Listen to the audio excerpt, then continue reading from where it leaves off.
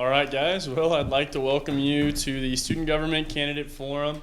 I know that Fox News, CNN, and other entities took time away from the primaries to focus on us here in Lubbock, so we appreciate that. No, I appreciate the Hub as well as the Daily Tour and other entities, Media and Communications College, for putting this together, helping us out, and making sure that this is an effective and great event. I know that it is live. It's going to be live streamed, and also I believe it will be available for whoever would like to share it across social media or whatever it may be afterwards. So just making you aware of that.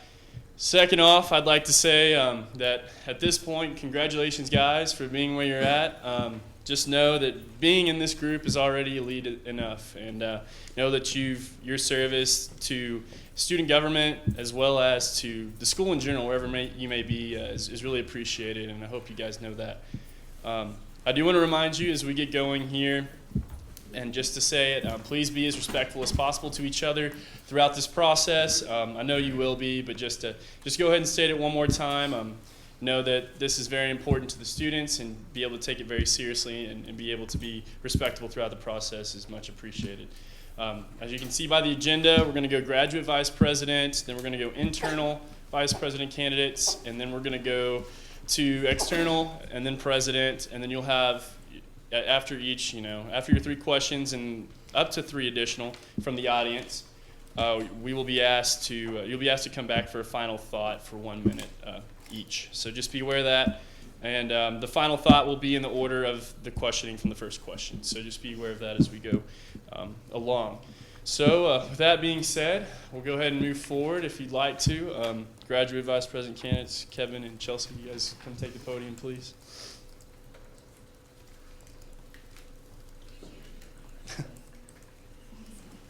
You can clap. Let's do it.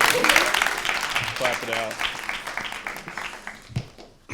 And as we go along, know that, as you can tell here, we're going to have a question from Sarah, and we'll have one. She has the mic right now. Hi. Kristen, she's in the maroon shirt right here to the left, and then from your respective candidates. So Saba will be the first one from us. So Kristen, take it away. Or, not Kristen, Sarah. It's sorry. okay. You're good. All right, guys, are y'all ready? Yes, ma'am. Okay. Between research and teaching responsibilities, financial security, and personal obligations, graduate school can be a stressful time for students. If elected, how would you alleviate some of that stress? Great question. I'm going to get started. So one of my main initiatives is Students Funding Students, which is a funding model created on an individual basis for graduate students to help alleviate some of that financial burden that they have and lowering stress. Many graduate students are involved with research on campus, like you mentioned, and are TAs, and have other jobs, and are taking advanced classes. So previously I was heavily involved with research grants on campus, and I understand that it's very time intensive and costly. So logistically, my plan is I would use the money, or the money would come out of the budget already developed this year by Holton that is being used for scholarships and can be expanded and used for minority groups and research. Cool. You'll have 2 minutes too. That was about 30 seconds. So you can elaborate if you want, just letting you know. But Chelsea, go ahead. Okay, so like you mentioned, Sarah, paying for graduate school and basically all the other expenses is a huge concern for especially graduate students. And one of the ways I want to alleviate that specifically is look into other options besides Academic Blue, which is the current international health insurance plan. They have great benefits. I'm looking at their fact sheet, and it's actually better than the typical base plan.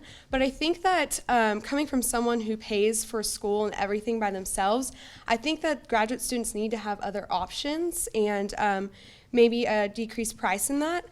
I'd also like to work with the City Council, with Chris Mitchell, and possibly on campus as well, especially West Village, to see if we can decrease student housing for graduate students. As far as the other personal stresses go, I would really like to work with administration to increase research funding, specifically, obviously, graduate research funding without taking away from professors' research funding. And I think that's more feasible than most might think because of our new Tier 1 recognition.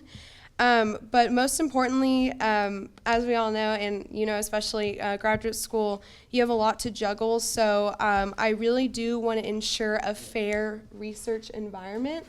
And with that being said, I want to make sure that all TAs are doing the same amount of work.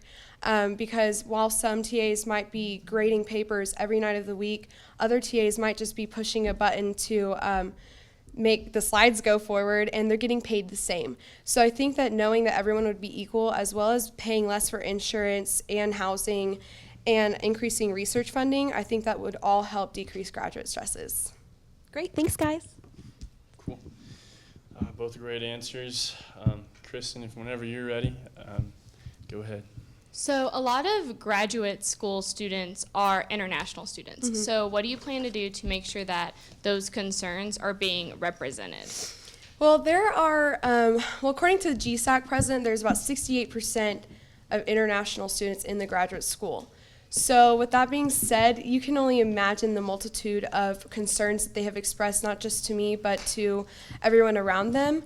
One of the more minor ones is basically getting a bus route in front of the student mosque, which if y'all don't know, that's off of 15th and X. Chris Mitchell and I want to work on that together, and I think that would be a great way to help their concerns as far as being able to express certain religions. As well, the halal and kosher food options. We actually had a legislation get passed last session, I believe, that Farrah Metriff, one of our senators, she's actually here today, wanted to encourage faculty and administration to look at those options in various areas, and I think that would be really imperative. Also, campus carry education needs to be a priority, especially for international students, because the way that we view campus carry here and guns in general is completely different than most countries where these students are coming from. And I think that us showing that we're willing to educate them in a very efficient as well as intensive manner will give them some comfort in that. And like I said, with the health insurance options, I would really like to give them more options, and I think that we can lobby for that during the Texas legislature this next session. Last but not least, I would also like to explore and expand on the current transitioning program for international students.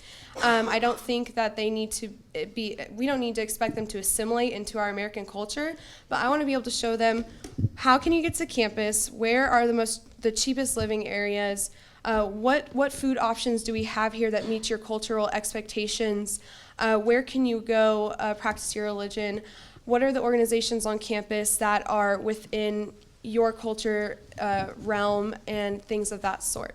So. Cool. Kevin, whenever you're ready. Okay. Yeah, so as Chelsea mentioned, there are currently several international students. They have a large population in grad school, and they're hugely successful and an important part of the Texas Tech community. This is an issue that I'm really passionate about. As a representative for students to administration, I will be able to tackle this. I will lobby at the national and state level to achieve affordable health care, and I'll partner with the National Association of Graduate Professional Students. I know that SGA will be in DC and lobby with this org on behalf of the grad students. NAGPS supports access to affordable health care and comprehensive coverage, and it's really important to help alleviate some of those financial burdens for grad students. Another few initiatives that I'd like to touch on is actually attain scholarship for rides home for international students. It's very costly for them to travel back home and see their family over the breaks. This is something that I feel that is very important for obvious reasons. So that's something that I'd like to do, and I know it's just recently fruition that we are able to do this.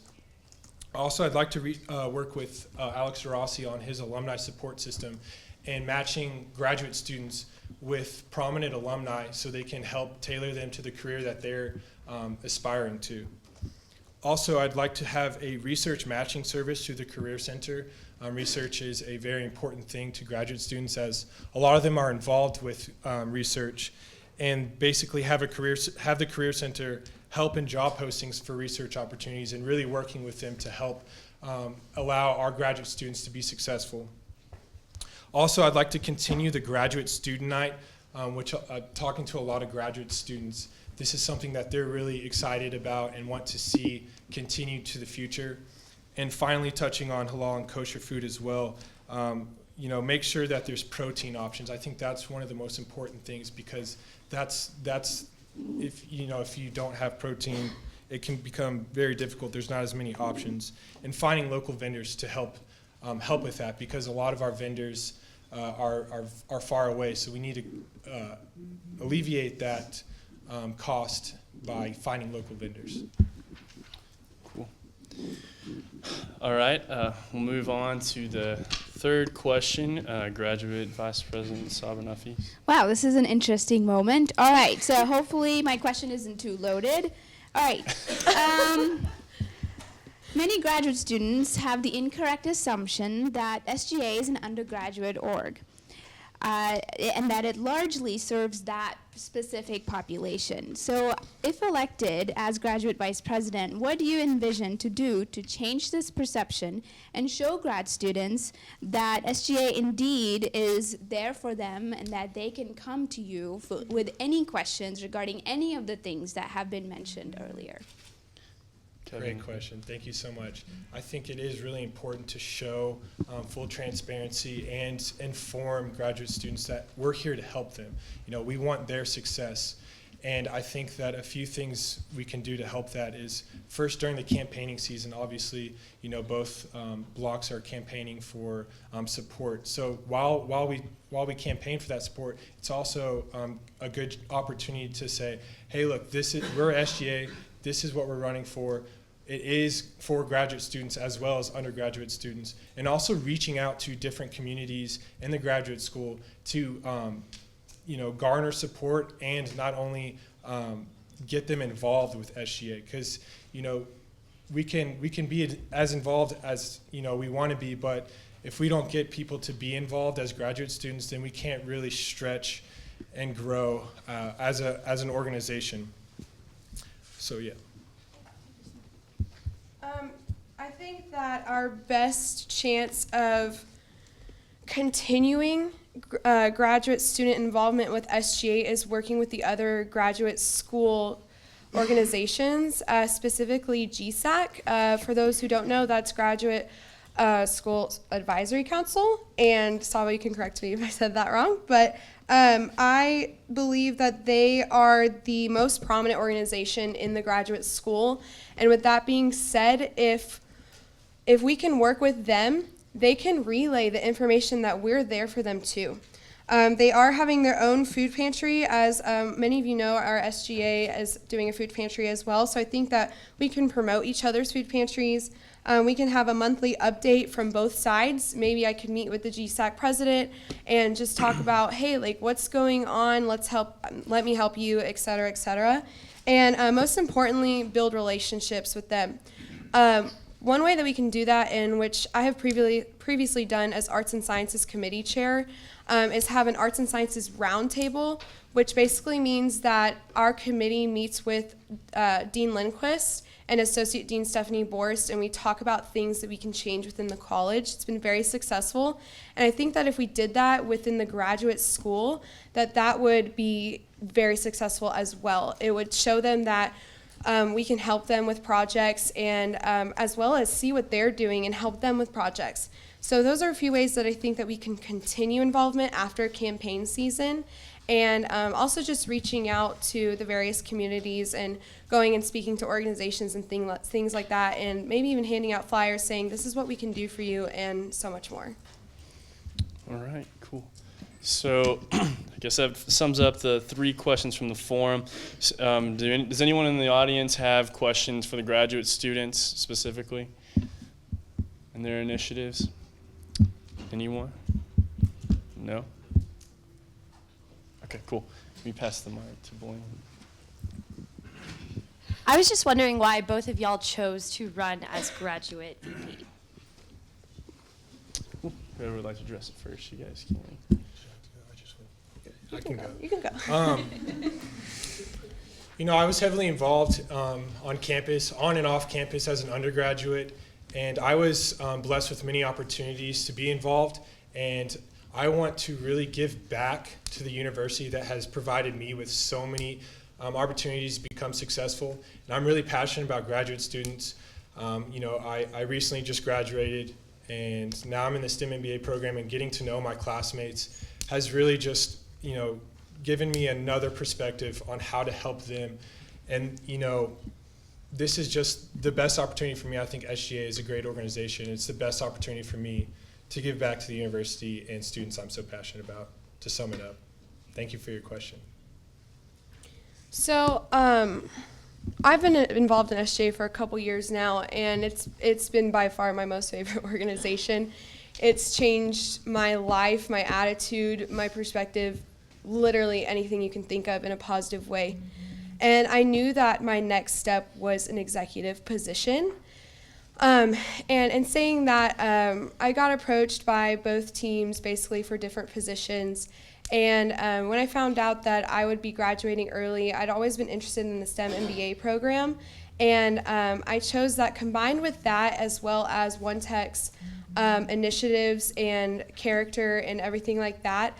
I knew that that was the team for me, and it was the best decision I've ever made. And I hope that if I get elected into office, I can make just as much as a difference in the graduate college as I did in undergrad. Cool. Are there any other questions? Yeah, sure. Caleb. Oh.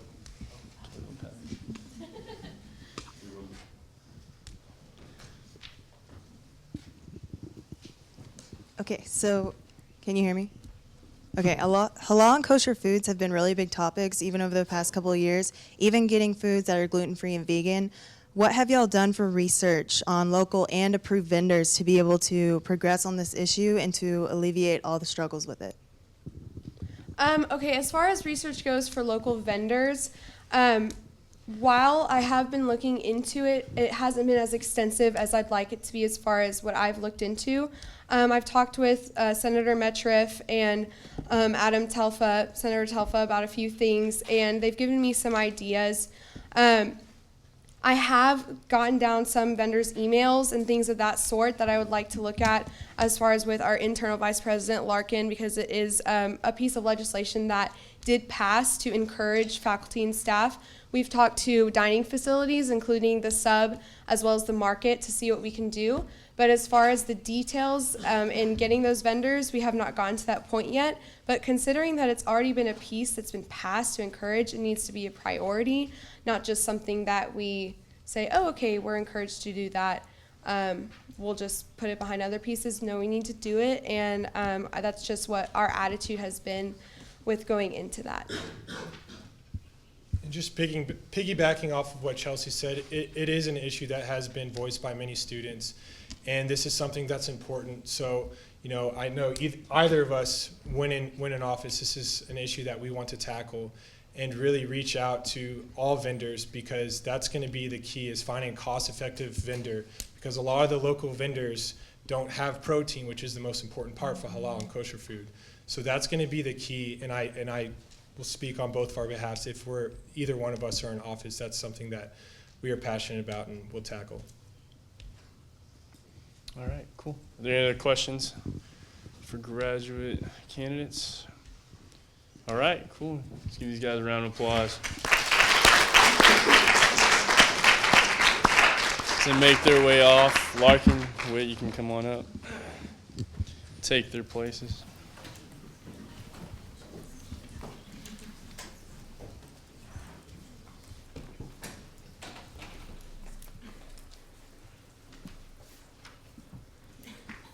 All right, so Sarah will ask another question. Larkin, you can take it from there afterward. All right. Hi, guys. SGA is responsible for allocating various funds. If elected, how would you successfully manage and distribute that money? Hold on. Can we do the candidates introduce themselves first? Yeah, sure, that works. Go ahead. I'm sorry. Can I you didn't hear introduce that. yourselves? Oh, introduce myself. Hi, my name is Larkin Lundgren, and I'm running for Internal Vice President with One Tech. Hello, my name is Whit Westbrook, and I'm running for the Internal Vice President with the Strive campaign, and I am a junior energy commerce major. I'd throw that in there too. Thank you very much for the question, Sarah. So currently, the Student Government Association is responsible for allocating funds. I'll talk specifically about the funds that we allocate to student organizations. So I actually have a lot of experience in this area because currently I'm the chair of the Budget and Finance Committee, and it is honestly the funnest job ever. I get to interview orgs day in and day out, and it's great because you get to hear about all of the different things that organizations here on campus do. And they do incredible things, guys. For those of y'all that haven't gotten the opportunity, they do some incredible things. And so with all of the funding that they do, one of my main initiatives actually is to increase that fund. And this is something that I've actually discussed with administration pretty extensively to see what it is that we can do to increase that. And it's very feasible because the way that you have to look at it is these student orgs, they don't need an extra $1 million. They need an extra $20,000 or $30,000 that can make a huge difference, and they can go to nationals and they can do all of these awesome things. And if we got the opportunity to increase the allocations that we already give out, I think that the impact that the Student Government Association and the Budget and Finance Committee already has will just grow from there. Yeah, so in dealing with that question, I think a big thing that deals with getting that allocation to those student organizations, one thing that I've learned just going and, giving speeches to organizations, the main concern is a lot of people don't feel like they're getting the funding that they need. And they're arguing, well, this organization's getting this much, they're not using all that. So I think a big deal is going back and working with your Budget and Finance Committee. First, really building that foundation. That's one thing that I believe, John and Larkin have done a great job of this year, is sitting down and trying to improve that. But, you have to have that foundation and have people who understand the process and really going back and looking at, okay, well, this organization didn't use this much, but they're still, doing great as an organization. We have this organization over here who's trying to really get going, but they were only allocated $200. So maybe looking at that difference and using that funding that organization's not using, giving it to those who are really trying to peak and grow as an organization. Another thing is that we started this year is, using the SORT meetings and really making sure that those organizations are getting out there and they are understanding the process that they need to go through, and that it's available through OrgSync, that it's not that long of a process, and that we're here as the student government to help them in that. That's a huge deal. And also maybe even following up throughout the year to see that, hey, this is where your balance is, this is what you've used. Here's a reminder of what you can use it for. So that's a big deal. And then also pushing, it is a feasible thing to get more funding, but I think the main focus is making sure every organization is using all that they are, allotted at that time.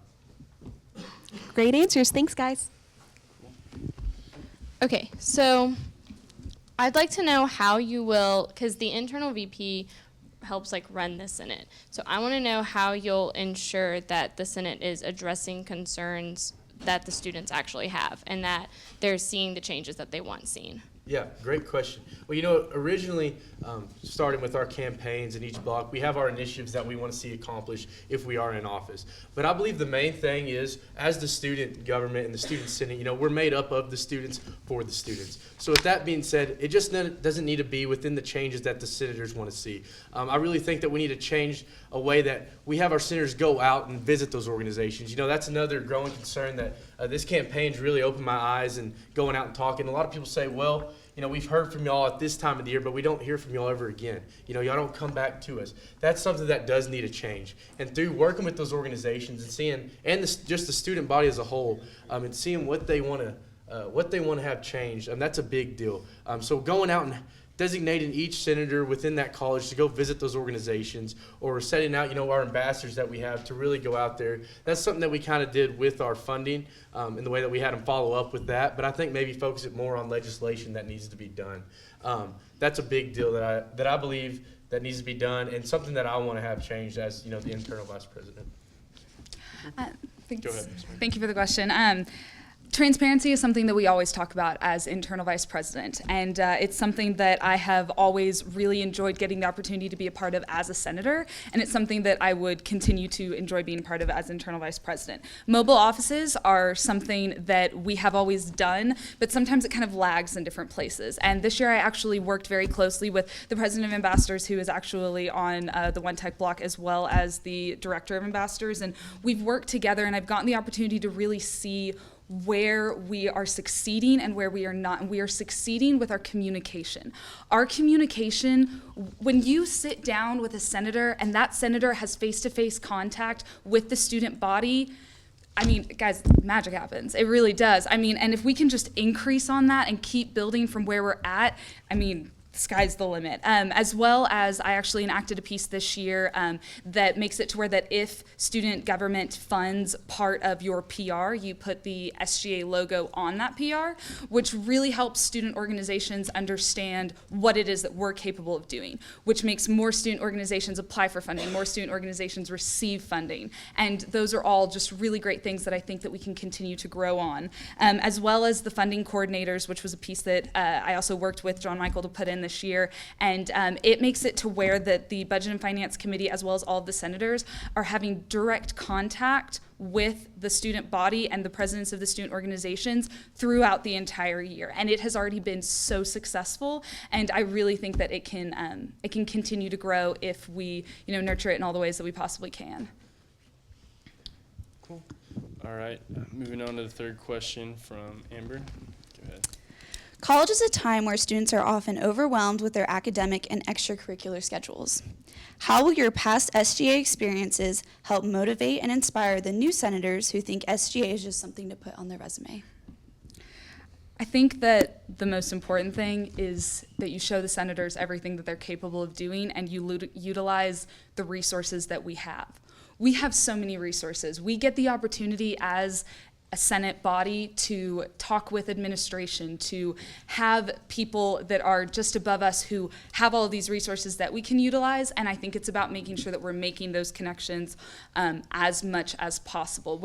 So right now I'm currently the chair of the Budget and Finance Committee, and every single time that we have put a freshman into one of those interviews and shown them these orgs and shown them how much the orgs care about the funding that they get and care about what Senate does, those freshmen have constantly come up to me and said, that was such a great experience. I now really understand what it is that we do here. And if we can just keep doing that, if we can really just keep growing on the freshman engagement programs and get them more involved. I mean, Freshman Council this year did this incredible thing to where that they're actually allocating out their own fund. And so if we can just keep empowering them and keep showing them that they have the opportunity to do all of these things, then I think motivating and inspiring the senators and doing all of those things that you just mentioned, Amber, would be very, very easily accomplished. Yeah, and in addressing this question, I think a big deal of it is starting out with the Senate retreat, making sure every senator who is voted is actually there and in attendance, to where they're learning the ways of the student senate, because a lot of people are new to this. There may not be past senators, they may not have been freshman council, freshman leadership, making sure they're there, they're learning what's expected of them and how to go about doing it. That's the best way, I believe, to do this. And the way that, a lot of people, if they don't go to that, they aren't informed, and they come in here and they're kind of lost or intimidated, and they feel overwhelmed with, maybe I shouldn't write a piece of legislation because I don't know how to go about doing that. So I think informing them first, gaining their respect, myself, as well as letting them know, hey, I'm here for you. I'm here to help you. It's not just to lead y'all, but it's to be your helping hand along the way. And that's, like Larkin said, is starting with the freshman council and those leadership associations, making sure you've got the right people in the organizations who want to be there for the right reasons. And that's one thing that I think both blocks have done a great job of this year, is getting potential senators who are here to make changes on campus. They're not here to put it on their resume. That's not why we're up here. It's to make a change, and it's to really make sure that we're working as that efficient and successful student government and student senate that we all signed up and are all here for. So Cool. All right, those are all great answers. You have any questions from the audience in regards to internal vice president? Yeah, Farrah. And we'll proceed with the order that we have here, since that was kind of a... Okay, so during the second semester especially, many senators tend to withdraw from the Senate to focus on the campaign season for the following year. How do you plan on maintaining senator retention and ensuring that only the most dedicated senators are representing the whole student body? Okay, I'll answer it first. I think a big thing in dealing with this, because this is a very stressful time for a lot of people. A lot of people are starting their second semester. The Senate, they've already been in it for one semester. It's kind of, you don't want people going through just the motions. So I think a big thing is incentivizing them, but not really rewarding them for it, but just reminding them what they're here for. and saying, this is what you signed up for. There's so many people who'd like to be in this position. There are people, who ran last year who didn't get it, and making them realize the responsibility that they truly have. Also, something that Amber's done a great job of is saying, sitting down with each committee or letting it be known that, you need to have this many action items past this, this semester, and keeping in mind the bigger picture. I think that's a huge deal. And also kind of being that bridge between both blocks, because that's where a lot of, I think, the problem is. People get so caught up in the drama within the campaign and trying to overdo or outdo the other block. That's something that doesn't need to happen. You got to keep the bigger picture in mind. We're not here to, outdo somebody else. We're here for the students, and I think that's the biggest thing, and just reminding them what we're here for. And I think that's really backed by a respected and higher up exec who's leading by example as well. I think that's the biggest and main part of that. Thanks for the question, Farrah. So I definitely think that it actually begins in the first semester. I think that if you get passionate about a piece and if you have this great action legislation that's carrying on throughout the year, I think that pieces should take you up to 2 semesters to really get engaged with and do all of the proper research with. So if you start off in the first semester showing those senators how everything works and making sure that everyone is doing their jobs correctly in the first semester, then in the second semester, it's just a breeze to keep going through. And accountability is really important. I think that, we talk about empowerment a lot as an internal vice presidential candidate, and I think that if you make sure that the chairs are on their game, it carries through. It really does. It just keeps trickling down. And that really helps make sure that the committees are engaged all the time. The committees are very important, and continuing on through that, I think the second semester can be just good as the first. Move on to the next question.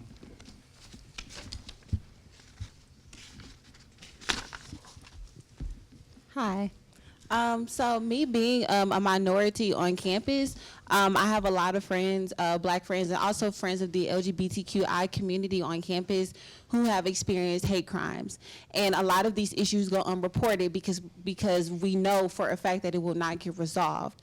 Our problems are literally pushed to the back of people's heads, and it just never comes up. I have been in situations where I have come across racism on and off campus, as well as enduring stereotypes and microaggressions that come from white people, and because of the fact that they see me and they think that I don't belong here, and it's because I am a black woman, and this is a primarily white institution.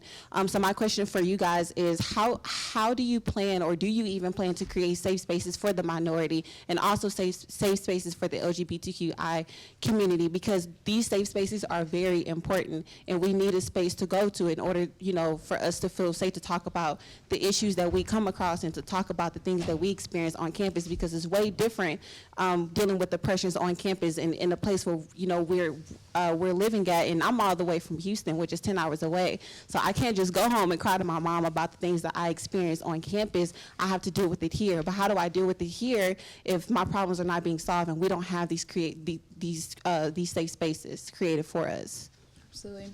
Thank you so much for the question. I think that first you have to start the conversation, and I think starting the conversation within Senate is a great place to do it, because Senate, like I've always said, it has the opportunity to do things that some other student bodies don't get the opportunity to do. As far as you were talking about the safe spaces, we had a piece of legislation go through last year that I am very proud to say that all 4 executive members of One Tech supported and were very much in favor of, and we want to continue to grow off of that. The LGBTQI community is something that should always be a part of the conversation, always, as well as minority groups and everything in between. And starting the conversation and making sure that education, especially within the senators, I think that you start there. So you start with education, you start with ally training, you do point opportunities for the senators, you make sure that it's always a part of the conversation, and then the senators know that that is always a priority, and they continue to grow on that, because these senators, they have so much to bring to the table, and if you show them and you constantly have the conversation on the table, I know that they would take it from there.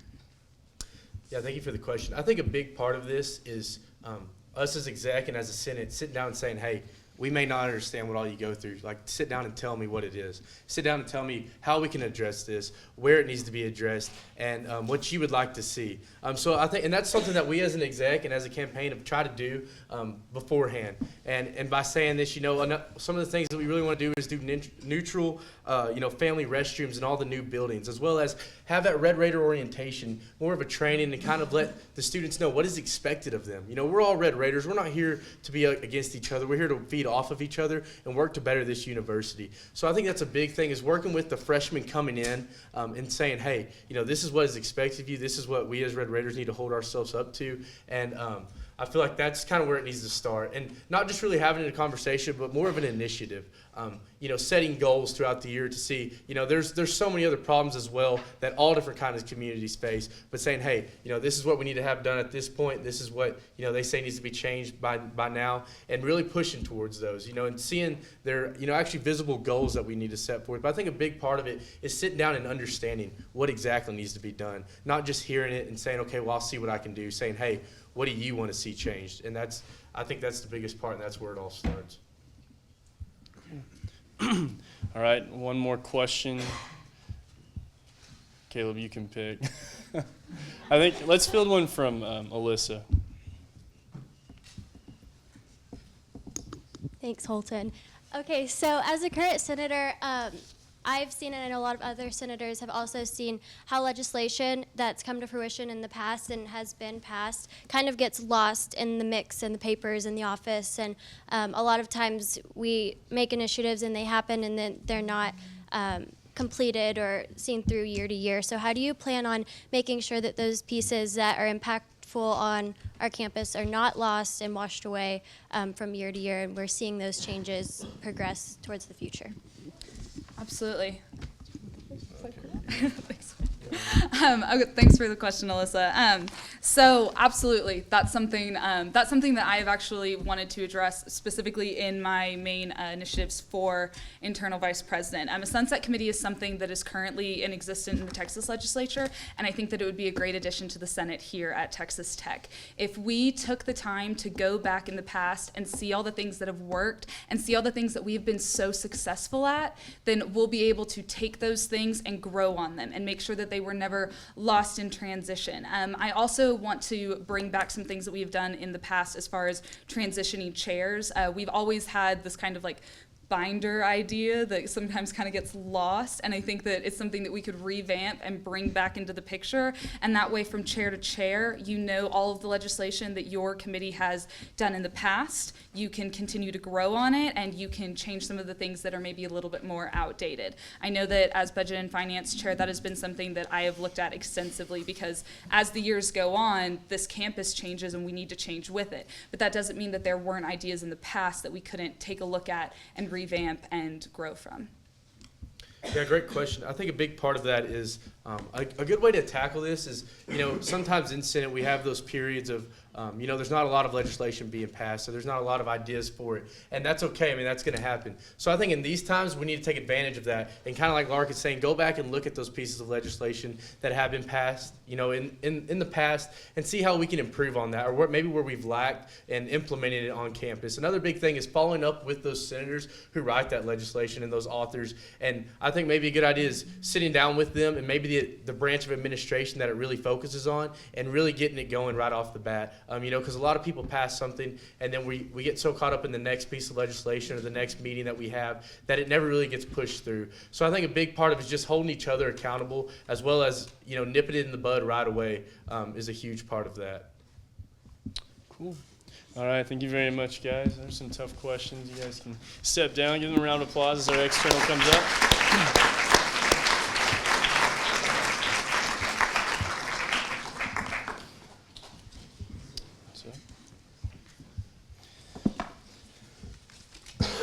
And yes, if you would like to introduce yourself, go ahead. Hey, my name's Alex Strassi. I'm running for external vice president, and I am a senior energy commerce major, along with Whit. My name's Chris Mitchell. I'm a junior chemical engineering and natural resource management major, and I'm running with One Tech. Cool. Go ahead, Sarah, whenever you're ready, and Alex, respond whenever. That's it. Hey guys. With achieving Tier 1 research status and other recent accolades, Texas Tech has improved its nationwide reputation. If elected, how would you continue to improve Tech's image to the city, state, and ultimately the country? Great question. I think a lot of what this kind of comes down to is the relationships that we've built over the few years. I say that. It's been 93 years, you know. Anyway, these relationships are super important. That's why we have achieved these things, and we've had leaders in positions that have moved us up to this status. And I think it's super important that using these relationships that I've built over my past 4 years at Texas Tech, whether it be with local Lubbock business owners, the administration, other student leaders, I think it's really important to keep those alive and active and continuing on to push forward.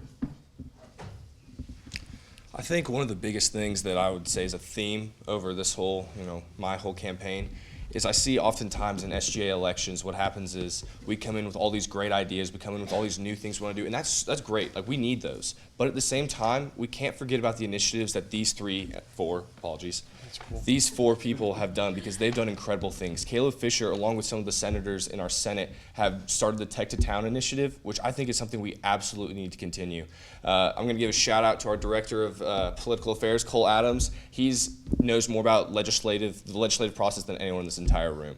He has already been in contacts with Jeff Griffith, who is one of the city councilmen here in Lubbock, who is responsible for representing part of Texas Tech, and he has been super, super excited with Caleb's Tech to Town initiative, and I think that's something that we definitely need to increase and expand upon. Also, as far as when it comes to the relationship with the state government, I think that one thing that we need to do is we need to open a line of communication between all the other major public university systems in Texas, because I know John Michael's gonna hit on this a little bit more, so I don't want to steal his thunder. But one thing, if we're going to this next fall when the Texas legislators in their session, if we can go with the backing of every single major university system, A&M, UT, Texas Tech, if we went in with all of them, the backing and the support we would get in the Senate and Congress would be that much bigger. In our conversations with Jeff Griffith and also Karen Gibson, she's a big charge of the whole Uber deal that's going on. Cole and I have discussed with Jeff that he really wants to start doing a monthly report, so he can better figure out how he wants to help the students, because the city councilmen, most people, not just in tech, everywhere, they don't really, pay attention to local government as much as they should, and they don't realize all they can do for them. So Jeff really wants to be able to have a monthly report, so that way we can then better relay what he can do for the students. Great, thank you. Cool. All right, Chris. I just want to know how each of you plan on increasing safety on Texas Tech's campus, since it's so within Lubbock and so easy for crime to just spread onto campus. So obviously, in light of certain events, safety is becoming a bigger and bigger issue. And I think that's one thing that is very interesting is actually, so everyone knows parking services, they take that picture of your license plate. Well, that is actually a technology called the license plate recognition system, which Texas Tech developed. And Homeland Security actually adopted that same technology to help them securing our nation. So what I want to do is, you see it on 2 trucks, 2 cameras driving around, taking pictures of people's license plate. I want to put that same system on all of the external parking lots of our campus. So, that would include Horn Hall, that would include South Talkington, that would include Wall and Gates, just to name a few. Because that way, every car that's coming in and every car that's leaving will be registered under that system. So if there is another incident like, the tragedy that happened a few nights ago, our chances of catching this villain are that much higher. I'm a big comic book guy, I'm sorry. You don't want to get me into my spiel about Batman. And then also one thing that is in regards to safety that I think is very prevalent nowadays is I was a part of the Define Your Line campaign in its inaugural semester this past fall, and unfortunately I was not able to contribute a whole lot, but we're actually having a meeting tomorrow, so if anyone of y'all want to come, hit me up.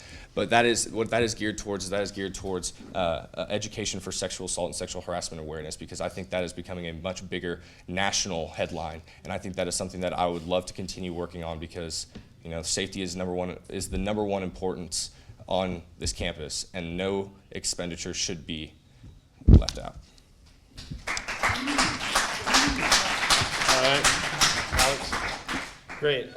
So like Chris was saying, safety should be of utmost importance. Students should be able to feel safe when they're here studying, living, and doing whatever they need to do. I'll kind of touch on the sexual assault portion of it a little bit. I was very involved with the It's On Us campaign that President Obama came through with, and kind of brought that here to Texas Tech. We started pretty small. I started with my fraternity, and we kind of took a pledge all together. We said it is on us to prevent sexual assault on college campuses. And that's really through educating students with what affirmative consent is and like what are the issues, what does this even mean. That led into something pretty significant. It turned into chapters all over the nation. Panhellenic, IFC, MGC, MPHC, they all started taking the pledge together. Before we knew it, we had over 100 chapters across the nation, which kind of were involved in this movement that was started right here at Texas Tech. That involved into another national campaign, Live Your Oath, just furthermore educating students on the safe practices, what sexual assault is, what affirmative consent is, and truly keeping those issues grounded. So with that being said, safety on campus, physical violence. I know one thing that I've been traveling around to campaigning to all the girl sororities, Panhellenic women, they feel very unsafe on campus when they're walking home at night from either the library or to their dorm back at night or from dorm to dorm visiting friends, and they say it's super dark on campus. I think that's just as simple as lighting the campus up, adding some more lights, and you'd think it'd be a no-brainer, but it hasn't happened. With that, another big thing is where we see a lot of these incidents is when students go out to bars, to social events. I have an extremely professional and working relationship with all the local bar owners in Lubbock from my time as fraternity social, and I really think that these bar owners, they care about the Lubbock students. They're their livelihood. They want to care about these students, and they if something happens to them, that affects their business. That affects their livelihood. So kind of using my experience with them and my working relationship with them, I want to implement different programs to train bouncers, to train the staff at these bars to make sure they recognize and notice acts of violence, that we can prevent. So thank you. All right. Third question will come from Caleb Fisher. Hey guys. Okay, so I had to learn this the hard way. Student government cannot just simply make mandates and then when elected send an email to get it done. It takes hard work, consistency, and knowing the right people to talk to. Tell us one of your initiatives and the steps you'd take and who you'd work with over the course of your tenure to see this initiative come to fruition. Are you serious? Yeah. I'm just kidding. You mean we just can't send an email? Oh my gosh. I'm just kidding. But like I was going back in the beginning, the relationships are, I think, the most important thing.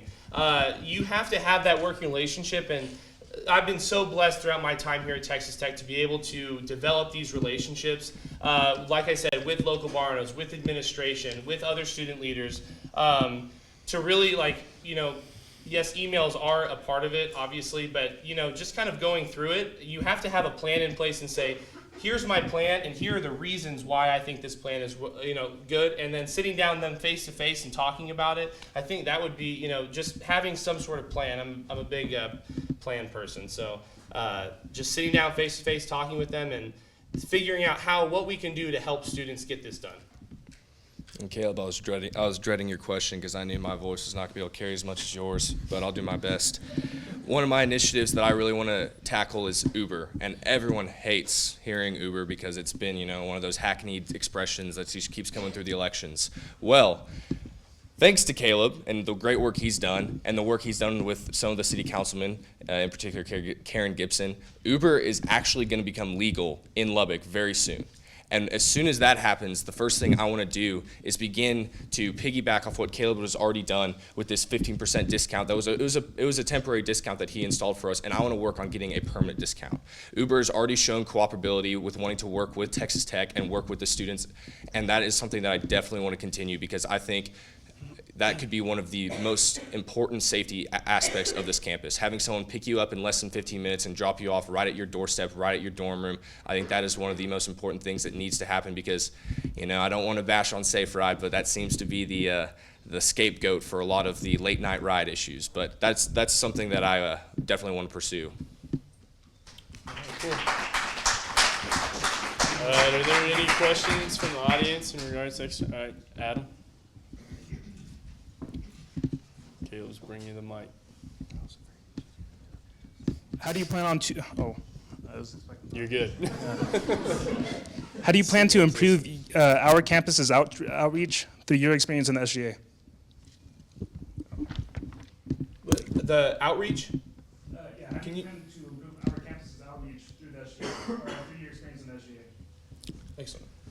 Yeah, I'll go ahead and tackle that one. So one of the things that I've learned through SGA is what you do in this room on Thursday nights, you don't realize how many people are actually watching you. You don't realize how many people actually care to watch you.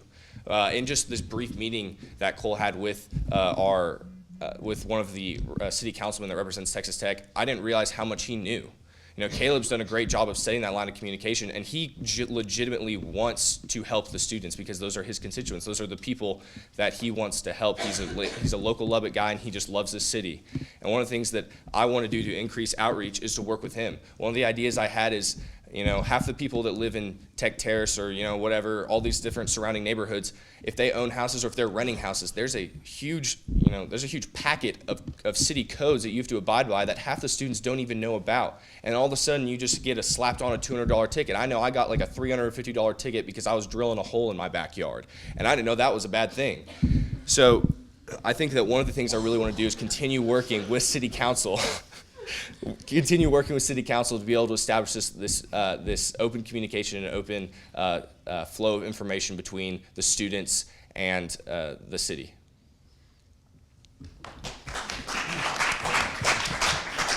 Hope that poll turned out all right for you. So I'll kind of tackle that outreach question real quick.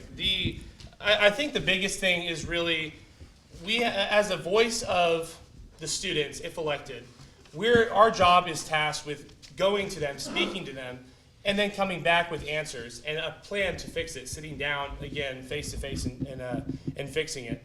So with my experiences throughout Texas Tech and say the Greek community, IFC, serving on the Greek advisory board, we've had students and faculty administrators come to us with problems and say, hey, we're having issues with this. What do you guys think? What is the plan? What is the plan moving forward? And so that's where I've been able to, sit down and plan with, plan with these administrators, plan with these students, and figure out ways to fix our issues in the community. All right, cool. Phil, let's do one right here with the sweater. Sorry. Hello. I don't know. Hopefully. So there hasn't been a semester that a cyclist hasn't gotten hit on their way to class. I'm wondering what you would do to protect students as they cycle to their next class. Oh, good. You got to go for it. Awesome.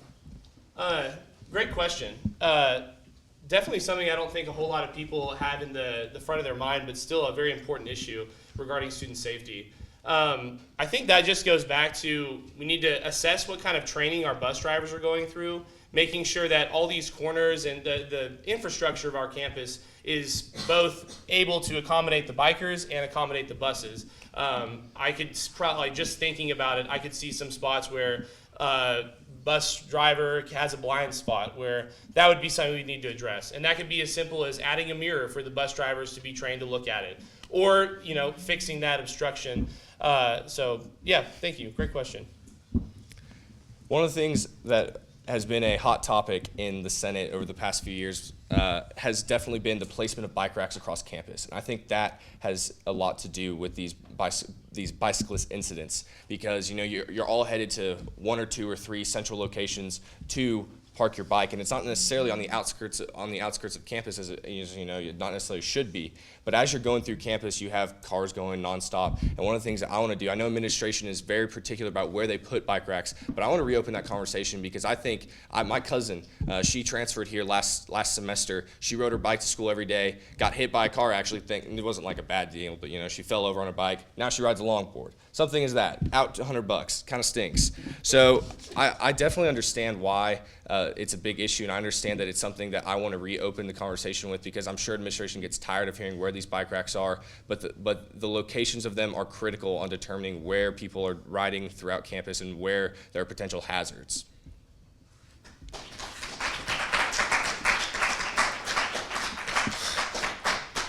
We'll do both. We'll address both. Sorry. You say we're going to do both? Yeah, we'll address both. Thank you. Hi guys. Okay, so as a supply chain major, I've learned that it's not always about buying more inventory for your system, but rather creating a more lean and effective system. So what are your ideas to fix the efficiency of the bus systems without raising more student fees? I'll go ahead and start off that one.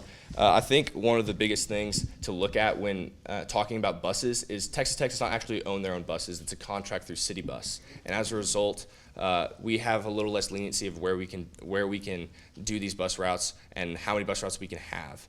Also, I know one of the things is, I was talking to Caleb about it, you can't even change the name of the bus route because it has to do with funding and all that, and that's besides the point.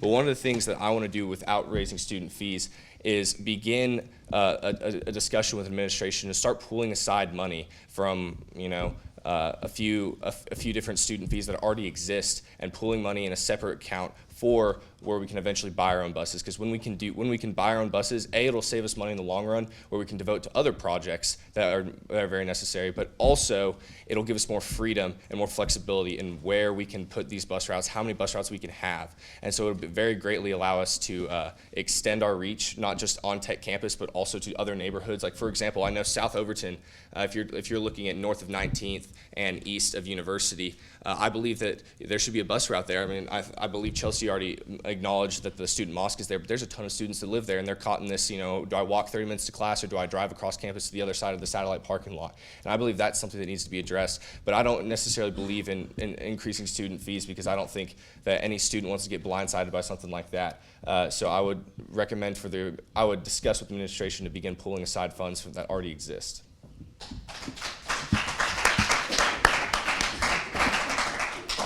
Thank you for the question. Number one, and I'll kind of go back into your supply chain question.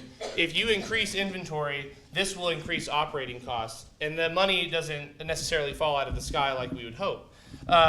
So the money has to come from somewhere, and that would be coming from the students. But the bus system, it's not broken. We have buses that take us from point A to point B.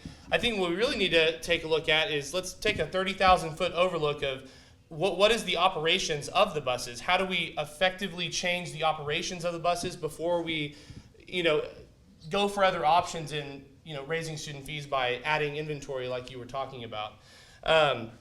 Some of these different ideas have kind of come up in different conversations talking with students. For instance, in San Francisco, they have like these bike sharing systems where you don't have to actually own a bike. You just pay 50 cents and you ride it all the way to your house, and then you put it back and you're done for the day. Different things is just negotiating better deals with City Bus. I understand that we're under a contract and there's things that you just can't do, but really getting in there, and it goes back to the relationships of you have with the community and with the administration to help alleviate some of these things. And then just adding more bus routes for peak service times, taking bus routes that say aren't as used as much in another area of campus and adding them to where if 90% of the Cottages students are coming to class at 8 o'clock, we probably should have another bus that addresses that. So yeah, hopefully I answered your question. Thank you. Cool. All right, finish up with one more question. Okay, so earlier y'all talked about like safety, and then you touched a little bit on sexual assault. So on campus, rape culture is very prevalent. I know last year we had the no means yes, yes means anal ordeal. And I also see like rape culture like very prevalent on Yik Yak and other social media networking sites, and also on conversations that actually happen on campus. There's an extreme lack of education of what sexual consent is and what it is not. So my question for you two is, how do you plan on pushing for programs and training that consists of consent, and how do you plan on providing programs and training to keep people from engaging in sexual assault instead of victim blaming? You want me to start this one? Since you did the last one. It doesn't matter. Yeah, go for it if you want. So thank you for your question. And I want to pull from what you said, actually. Everyone hears this education at the beginning of their time here at Texas Tech, and then that's it. So they hear it, they're excited about school, they just moved in their dorm, mom and dad have moved away, and they've forgotten about it already. So I think continuing education is of utmost importance for all of our students, making sure everyone understands that we start the conversation with sexual assault. You know, the students are the problem when it comes to sexual assault. It's nothing that administrators can mandate, or it's nothing that our parents can tell us to do. It comes from the core, and that is the students. So with that being said, continuing the education on affirmative consent, sexual assault, sexual violence, at Red Raider orientation, continuing that on freshman year, having a checkup midway through your college career, and then ending with it. It just doesn't stop when you enter the workforce. It still continues. So continuing on this education throughout your time here at Texas Tech, I think, is of utmost importance. Thank you for your question. I previously mentioned something called the Define Your Line campaign, which actually Katie worked a little bit with also. I think one of the greatest things about that campaign particularly is that it was a student-ran campaign. There was 2 faculty advisor members, but when we walked into meetings, there was, I want to say, anywhere from 6 to a dozen students in there, where we were the ones giving the feedback. We were the ones that the first few meetings, we learned. I didn't know, all the facts that I do now about the problem that is sexual assault and sexual harassment. And after hearing all that, we took a very practical, student-led approach as to what we can do to not only educate, but to get people and to encourage people to look at consent in a different way that is much more healthy, that is much more proactive. And I believe that that campaign has done wonders, and I'm really excited to continue working on it, elected or not this semester, and hopefully, if elected, to continue that next semester. Cool. Give you guys a round of applause. I think that was the last question, so if you guys are awesome. Ready, we'll round of applause one more time, and then let Ben and John step to the plate. All right.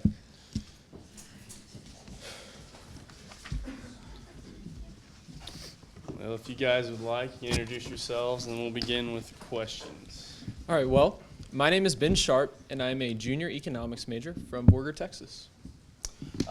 John Michael Getz. I'm a junior accounting and finance major from Lubbock, Texas. Cool. All right. Hi, guys. Campus carry will go into effect before the next school year. If elected, what would you do to inform students about campus carry rules and represent students on both sides of the issues? I think you're first. Yeah, it's John. Yes, you're first. Thank you for that question, Sarah. Actually, I'm really glad you asked that.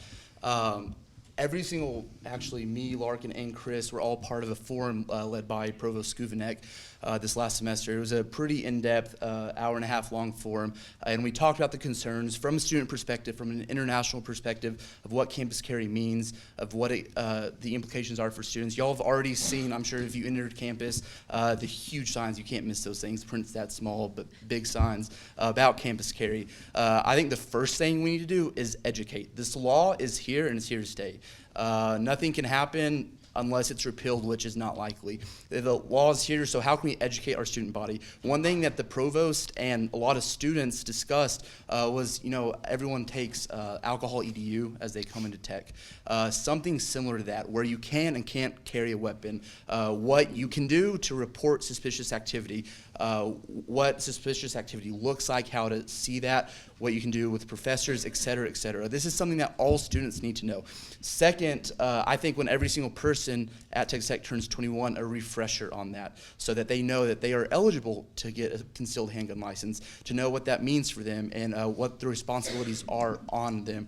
Second, besides education, which is really important, I want to be sure to work with the international community, because there are a lot of people, there's 2,860 international students. That's 2,000 people who aren't used to the Western culture of guns being on campus. That's something we need to work on. So if we can make sure that they understand that guns are here, that people will have them in their backpacks or under their shirt, if they know that and they come into this, it starts their Texas Tech experience off on an even better note, so they know what's going on. But yeah, thank you. Once again, yeah, thank you for your question. I think this is a super important issue that obviously students care immensely about. You know, whenever we talk about guns, we talk about campus carry. That's a very emotional issue. I think that's the most important thing in this debate, is understanding how do we control those emotions. You know, people have reservations. They say, you know, I'm from a country where guns are only held by those in power, those who oppress. And so how is this gun thing here in America, how does that work? And I think that we as student representatives have to listen to that voice. And you say, you know, okay, now we're going to educate you about what holding a gun means here in America. But it also goes back to helping the students who are going to carry guns on campus, making sure that they understand their rights as gun owners on campus and educating them on where they are and are not allowed to hold a gun. I know that the President's Office, as well as Provost Skuvenek, has spent a lot of time over this last year addressing those concerns and really thoughtfully considering the proposal that they brought to the Board of Regents. And Senate Bill 11 is controversial. You know, they spent a lot of time considering these gun-free zones that they've been able to make. You know, the Senate did give them that sovereignty to be able to decide where and when on campus students will be able to carry guns. And so I think it's not only educating the students who are afraid of guns, but it's also educating those students who are going to hold guns, because that ultimately they're the ones who are going to be in control of the experience of the other students on campus. You know, they have to make sure that they are following all the laws very carefully to ensure that the students feel safe with them around. You know, they don't, obviously toting a gun is illegal, and we have to make sure that students recognize that. And it starts with educating the students who are actually going to be holding the guns. Thanks, y'all. It's a tough one. All right, Kristen, go ahead.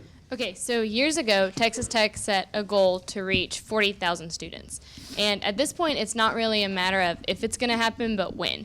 So how can you help Texas Tech be able to accommodate this huge influx of students that they're going to see soon? Yes, you know, they say the only thing that's constant in life are death and taxes. But over my time at Texas Tech, another constant has been seeing a post on Texas Tech today that Texas Tech has broken its enrollment record. So like you said, it's an inevitability. And, you know, 40,000, that number, it's big. You know, it gets the blood pumping. You're like, whoo, I'm a Red Raider. We're going to have 40,000 students by 2020. But I think rather than focusing on 40,000 students, we need to focus on one.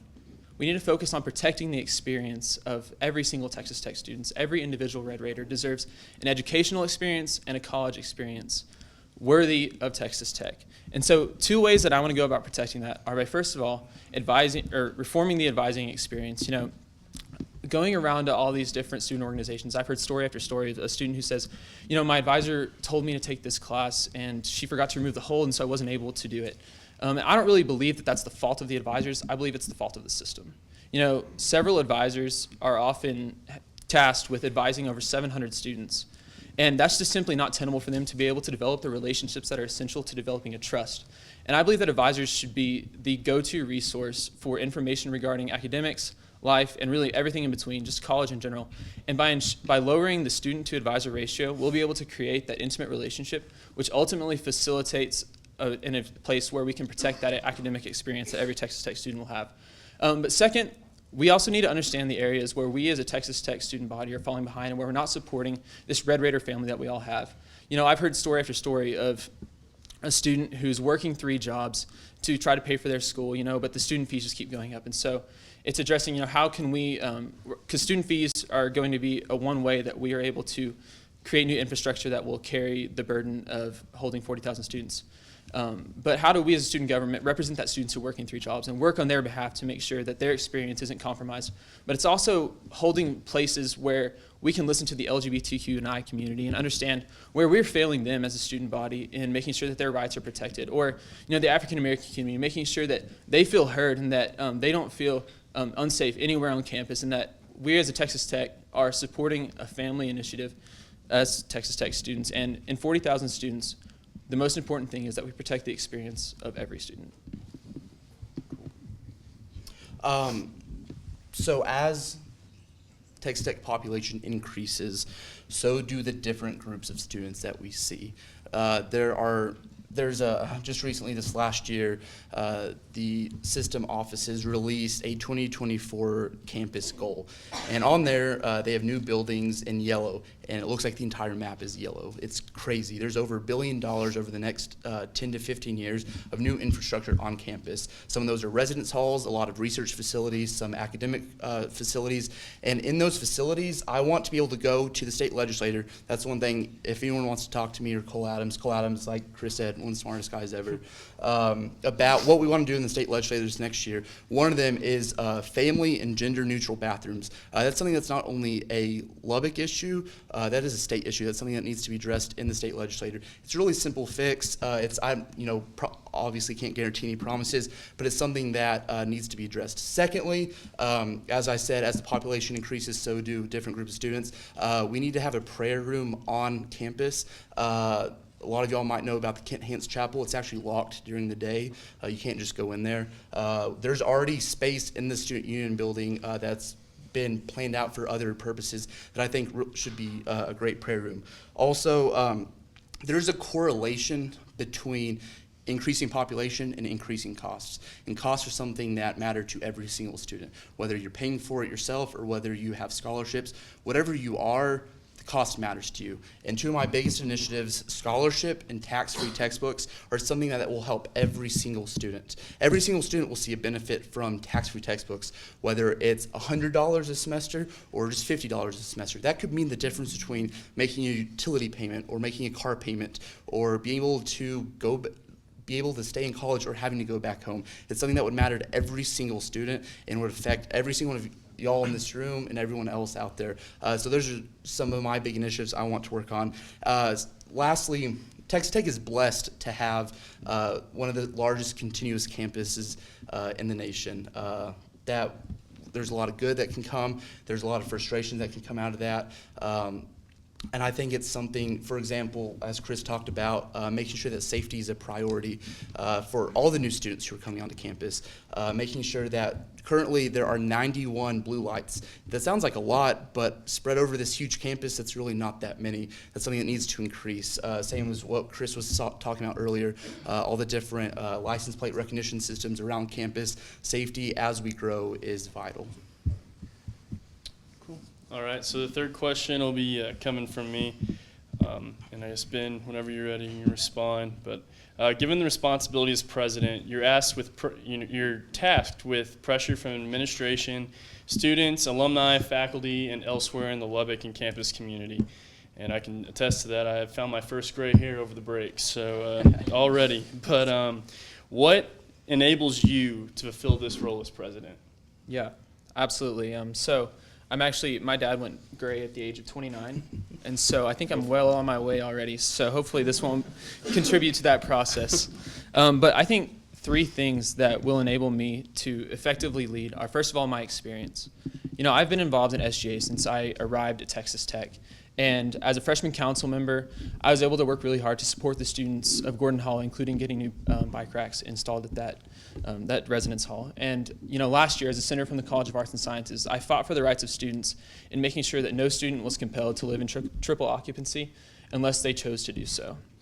And this year, I was actually blessed enough to be able to send a piece of legislation to President Obama regarding an exemption from the Affordable Care Act for student employees at Texas Tech. And so I've shown an experience in leadership, and I think first of all qualifies me for the position of student body president.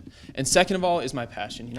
I'm a third generation Texas Tech Red Raider. I love Texas Tech. I grew up coming to games. I watched every single game. I think the loudest that I've ever cheered was that night in 2007, or 2008, whenever we were able to beat UT and Michael Crabtree sprinted off into the end zone. So I love Texas Tech, and I believe that's been shown through my involvement in several different student organizations on Texas Tech's campus, including the Student Alumni Board, in which I worked extensively with donors. I've been able to develop relationships with some of the most prominent alumni at Texas Tech University, and that experience working with alumni is going to enable me to have this relationship that Alex talked a lot about, having these previously held relationships and being able to utilize those relationships to get effective things done.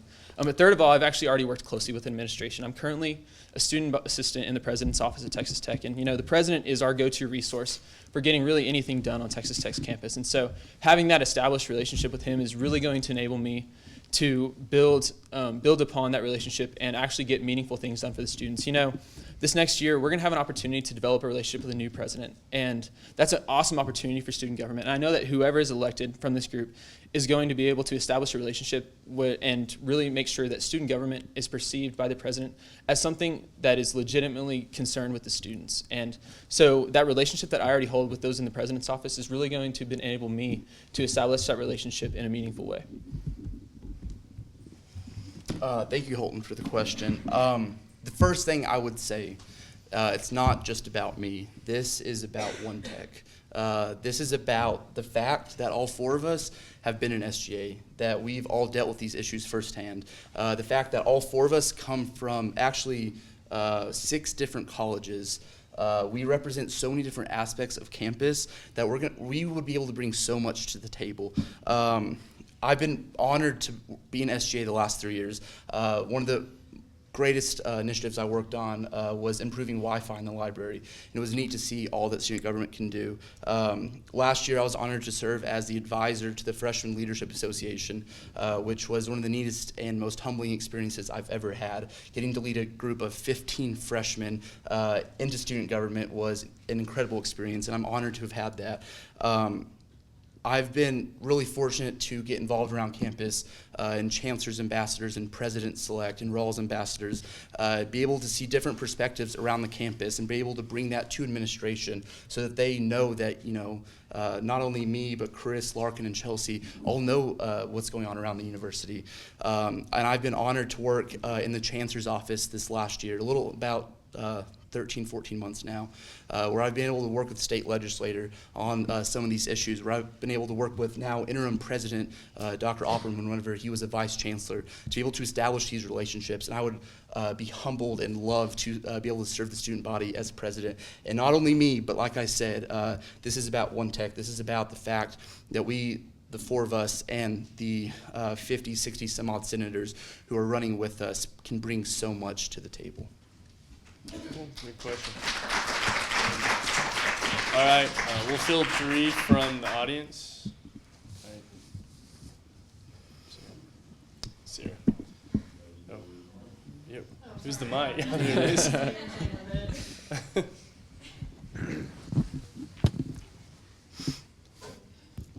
Okay, hi guys.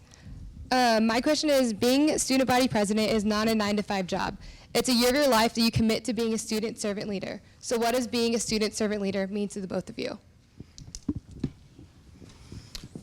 I think it means understanding your role as still being a student. You might have been elected into one of the most challenging and rewarding positions on campus, but at the end of the day, you're still here for a degree, and you can't forget that. You're still a student who pays tuition. You're still a student who has to go to class, and on the side, you get to happen to work with administration, which is pretty cool. But I think it's being able to take a practical approach to student government, understanding its role and its purpose on campus, understanding the kind of meaningful changes it can actually bring to students. And like I said, understanding that you are one of those students who will be affected ultimately at the end of the day, whether it's tax-free textbooks, whether it's scholarships to improve retention rates, whether it is working with administrators that are having to be up at 7 a.m. On a Saturday just to go set up a tailgate or something. There's so much that you can bring to it, and that's what I hope to bring to it if elected as student body president. And like Valerie said earlier, it's not just about bringing inventory and stuff to student government. It's about empowering what we already have. We already have cabinet positions that, some people, I'm sure any student on campus, you go up to them and say, do you know about the Director of Outreach for Student Government? And they would have no idea what that even meant. I want to be able to empower these positions and make sure that they are utilizing their time and student government's time and essentially the students' time so that student government is empowered and working for the students so that every position has meaning, has significance. Don't just create a new position because you have an idea, but delegate the ideas that you have to existing positions and making sure that student government works for the students. That's one thing, like Valerie said, we've all, in the business college, we learn about efficiency and time management. And Arjun and I have had a lot of really interesting conversations about all this. And it's being able to empower student government to work for every single student, whether you know about student government or you have never even heard of it. Yeah, absolutely. And so something that I want to touch on when it comes to servant leadership is that servant leadership begins and ends with forgetting yourself. We can all come up into this office if we're elected, and we can say, oh, like whenever I ran on this idea, and this idea. But ultimately, it's our job as student representatives that if the student body tells us, no, like, that sounds really cool, you know, like ice cream all the time for free, that sounds awesome. But what I really care about is making sure that my student fees aren't raised because I'm working 3 jobs. You know, so it's our job as student representatives to listen. And so I believe that student government is all about servant leadership because it's our job to listen to the students and then do what they ask. And one way that I want to go about making sure that student government is fulfilling that purpose is by the creation of a town hall series that will occur each semester 3 times. And in this town hall series, I want to create a safe space where students feel open to coming and speaking with us. They feel like we are actually representing them because we're listening to them and we're taking the things that they say and then actually acting on them. You know, John made a really good point that practicality has to be essential in any SGA executive team. And I do believe that is something that I will bring to the table as well.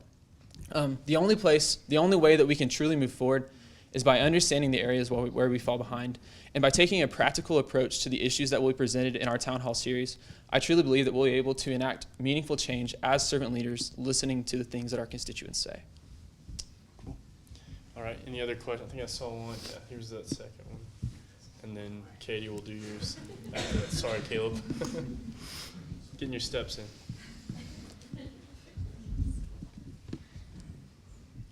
Thanks, Caleb.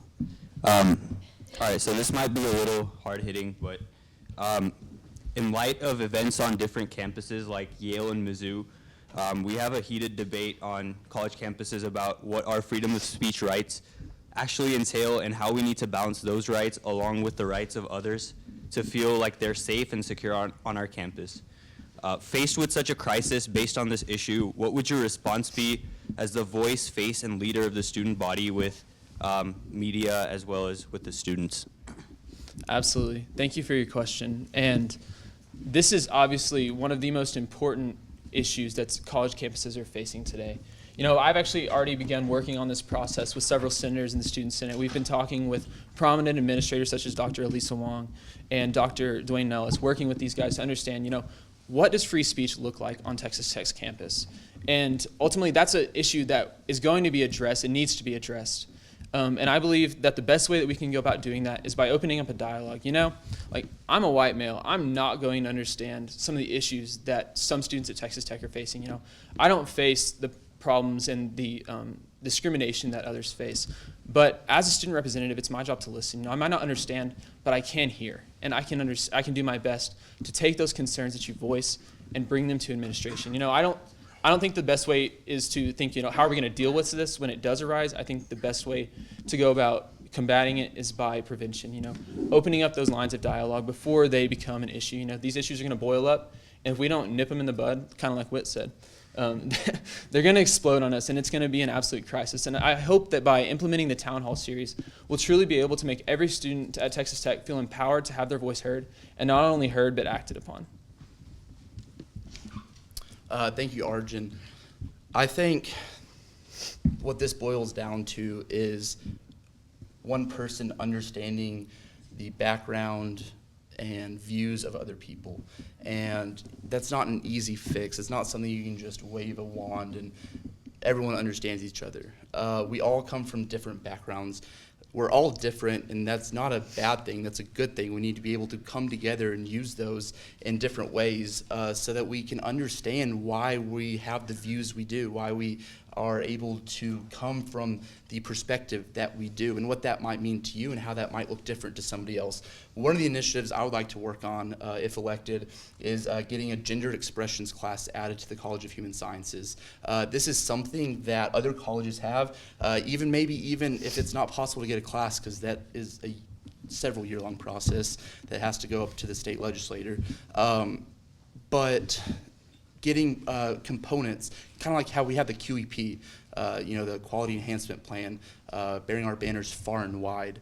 Now in my finance class, at the very end of the slide, my finance professor had a slide about international bonds. He said the only reason you're looking at the slide is because of the QEP, but it was cool. We got to learn about international bonds that I knew nothing about. So it's because of these programs that the university has implemented that every single person in this room is getting more of a cultured experience in the classrooms. And even though you might not understand it at the moment, it's something in the back of your head that is working. So even if we can only get these gender expression initiatives, maybe I'm in the business college and we have BA 1101, maybe just a component in that class. Maybe if it's in engineering or human sciences, the introductory classes, getting it a component in those introductory classes to the majors so that people are introduced to it, so that it's not something that seems taboo, but it's an idea that seems, we all understand, we've all been there, we've all taken notes, we've all seen this in class.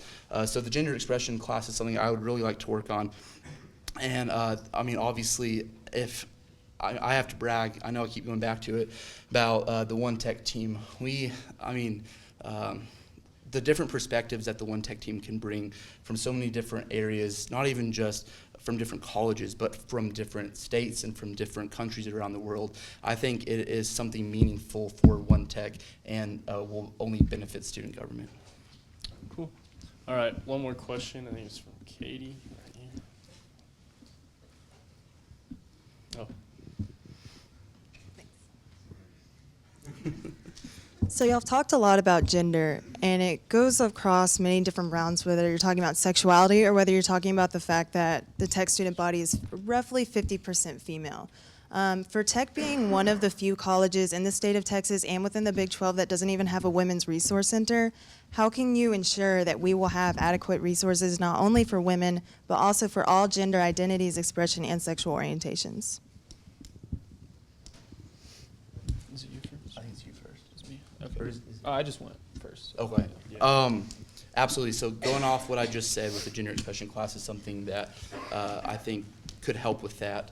Also, we have the Department of Women's Studies that could work with student government. A lot of people don't realize student government is a component of the university administration under Dr. Juan Munoz. Other departments under him are the Student Support and Resolution Center, and areas like that, the Resolution Center and the Conflict Resolution offices are things that could benefit students, that could be expanded. These programs could be expanded, such as the RISE program, to benefit more students, to benefit students in the LGBTQI community that currently don't have representation in those offices.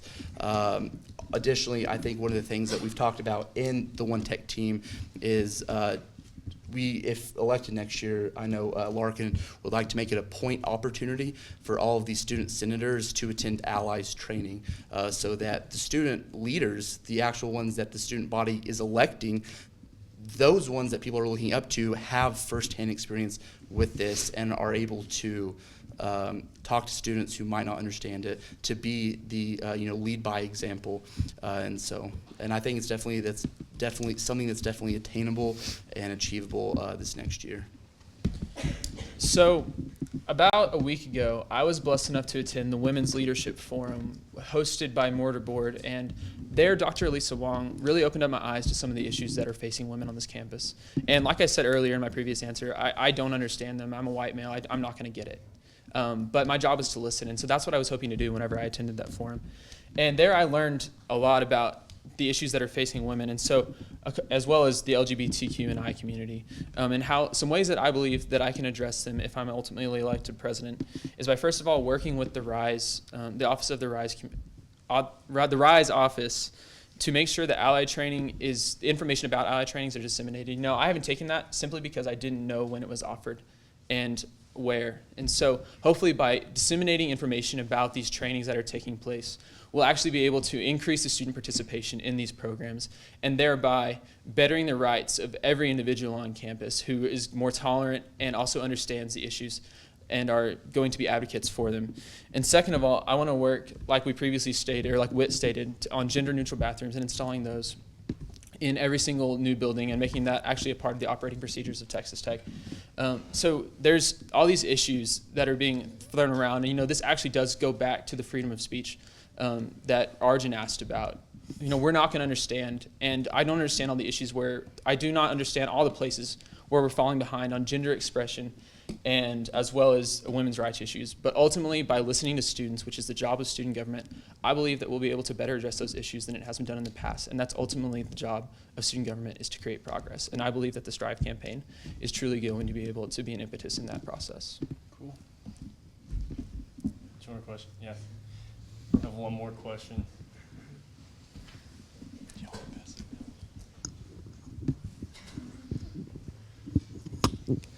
All right, so in the past election, it's oftentimes sort of a split ballot. Last year was a split ballot in the opposed race, 2 one-tech candidates and 1 text and tradition candidate. And oftentimes what happens when you get into the Senate, you have a divided Senate where, half the people ran for one team, half the people ran for the other team, and there's tension right off the bat. So if you were elected, in the event that your block is split on the ballot, how do you plan on bringing unity to the SGA office in the next session? Yeah, absolutely. That's a great question. I know that's something that's very poignant.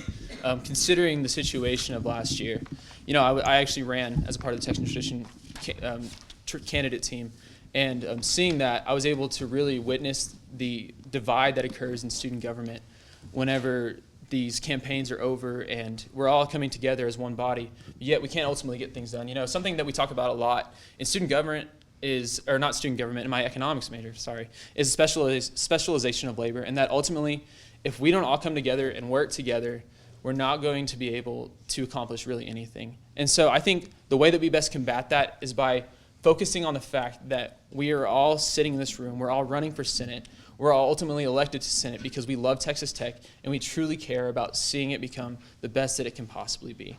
And by focusing on that goal, by making every single person realize that we are one body designed for one purpose, pushing towards the betterment of Texas Tech, we'll hopefully be able to combat the divisiveness that always pervades after the Senate elections.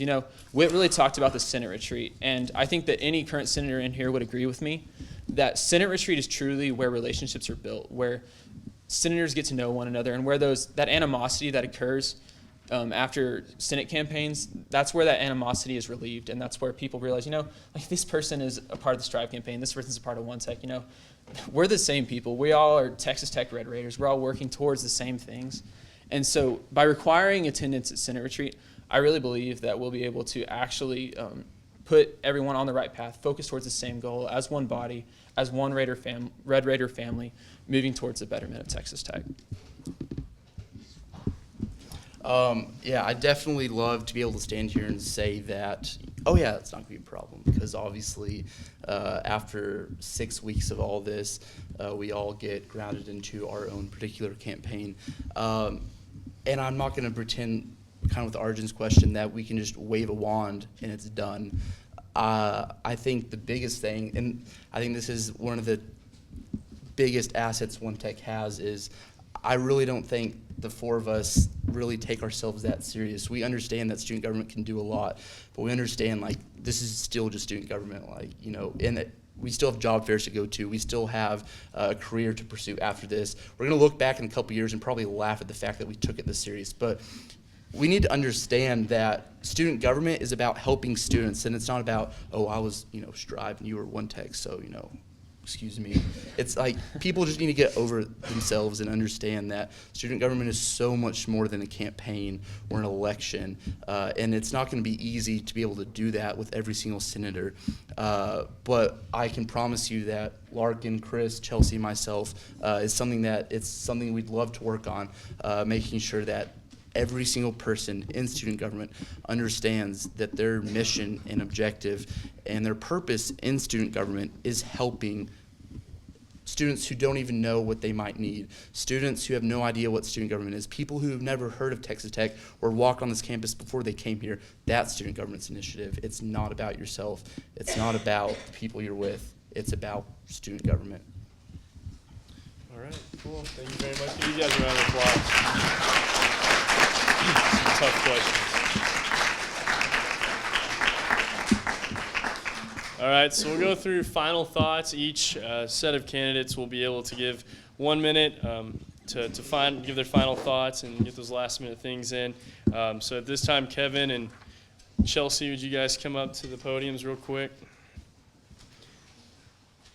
And we'll do it just like it was earlier. So Kevin, you can go first, and then Chelsea, you can go second. And if you'd like to introduce yourselves this time, you can do that as well. I'm Kevin. Kevin. I'm Chelsea Clark. I'm Kevin Kessler. I'm in the STEM MBA program, and I'm from Carrollton, Texas. And I'm going to go ahead and close this out for the graduates. Do it, man. Growing up, everyone has their dreams and ambitions of what they choose or what they wish to become. Getting my undergraduate degree was the first step to becoming the person I always dreamt of being. And now I'm fortunate enough to continue my dream by attending graduate school. I want to use my technical background from engineering, coupled with my experiences and skills gained from my MBA, to really be a leader in the engineering industry in the future and help better the world. And I understand that many of you share the same dreams that I have, but unique to your skills.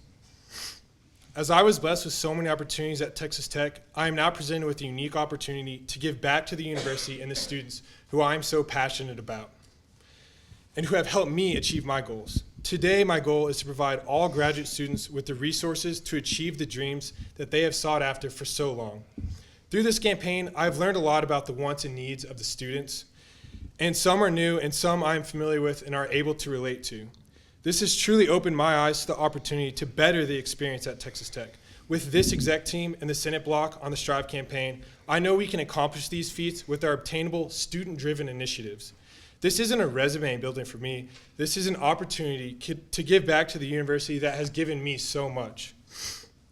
And the chance to be the voice for all Texas Tech students, whether they be graduate or undergraduate. I can't think of a better exec team and block to work with to attain these student-driven goals. And finally, thank you so much for your time, Reckham. Finish. Yeah, so I could sit here for days and talk about how much Texas Tech has done for me. Kind of how another candidate was saying that some people didn't even step foot on this campus before coming here, and that was me as a high school student. And now here I am running for graduate vice president, and that's enough. That says enough to say how much I have gained in my past 3 years here. My new saying is you don't truly know someone unless you live with them or you run in an SGA campaign with them because it's basically the same thing. Every time I have late night meetings with John Michael, Larkin, Chris, Austin York, our campaign manager, Blaine Hill, our PR director, and Taylor Gore and Alyssa Payne and all the other senators and cabinet members, I can't express how much their character radiates and has such a positive light on me and inspires me to be a better person. And they have pushed me to be a better me more than a lot of people have that have been in my life, my whole life. Their characters are incomparable, and today I'd like to particularly brag about John Michael because he's so humble and doesn't brag about himself enough. And Holton asked him, what enables you to be president? And he did mention that he did the improving Wi-Fi and library legislation, and he was the FLA advisor. But he was also the outstanding FLA member and outstanding first-year senator. He mentored Peter Brady, who was the chief of staff in 2013. He's currently a member of 3 committees, which is more than anyone in this room. He's the RNA chair, which for those of you who don't know is the Rules and Administration chair, the most important committee in SGA. And he's the vice chair of Budget and Finance, the second most important, or most important, Larkin, committee in SGA. So not only does he make sure SGA is running efficiently and help Amber out as much as he can, he also helps oversee $500,000. So it takes a team, and he knows that. That's why he brags about One Tech so much, but it takes him being such a great leader for us all as well. So thank you so much for coming and listening to us speak. All right. You guys are out of applause. Wait, Larkin, step up.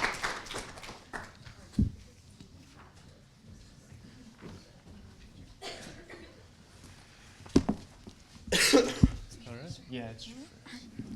Hi, everybody. So I get the opportunity to stand up here and run as an internal vice presidential candidate with this incredible One Tech team. You know, I've been a very active senator for the past 3 years, and getting the opportunity to continue that as internal vice president would just be a dream come true. this team is capable of such amazing things. Take any of our senators, take any of our cabinet members, sit down and talk to them for 30 seconds, and I promise you that you will be blown away by the things that they have done and want to continue to do for this campus. Take Chelsea Clark, for example, our graduate vice presidential candidate.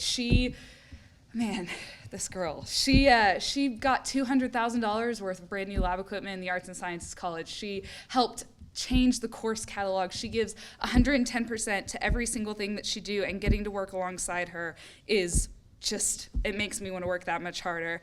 But we know at the end of the day that we are still just students. I walk to and from class every single day, especially in the freezing cold that we had this morning. I pay way too much for textbooks, and I pay way too much for my Boar's Head sandwich that I eat way too often. And so I run not for gratification, not for a resume builder, or not for a backup plan, but because I believe that this team can do a lot if you just give us the opportunity to try.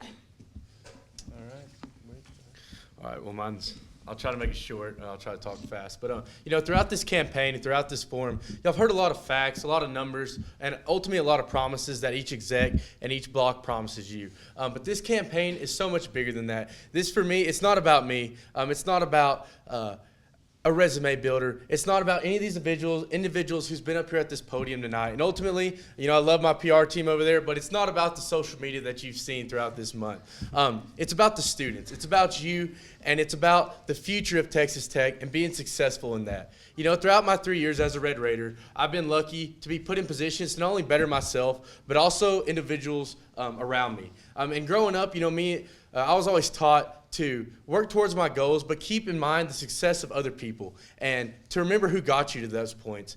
For me, the people and the organizations who have got me up here tonight are, the students of Texas Tech University, and all the opportunities that it gave me right away. Rawls ambassadors, being involved within my college, my brothers in my fraternity, and then my family members who, have paved the way for me of only excellence and shown me the right ways to go about things. But ultimately, student government, and that's why I'm up here. It's shown me the gateways for change and the true impact that the students can have for our university. That's huge.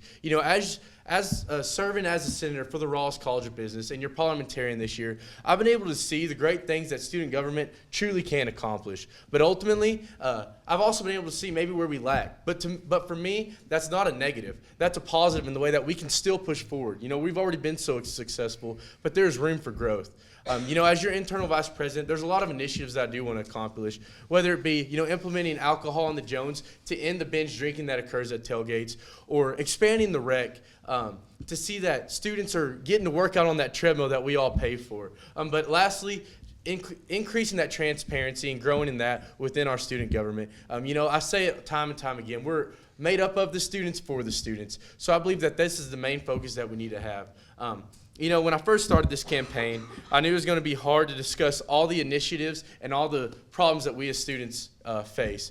But I believe that with the right group of people and with the right administration, the relationships that we form, that there truly isn't an initiative that we can't accomplish. And I can tell you right now, just in these last couple of weeks of working with every member of the Strive campaign and with the exec, they have that work ethic and they have that drive to see that this change does occur. So I appreciate y'all's time tonight and y'all's support throughout this campaign. So thank y'all. All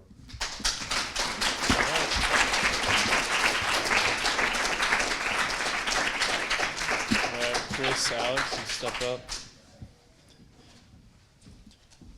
Do what you can, keep them brief. Does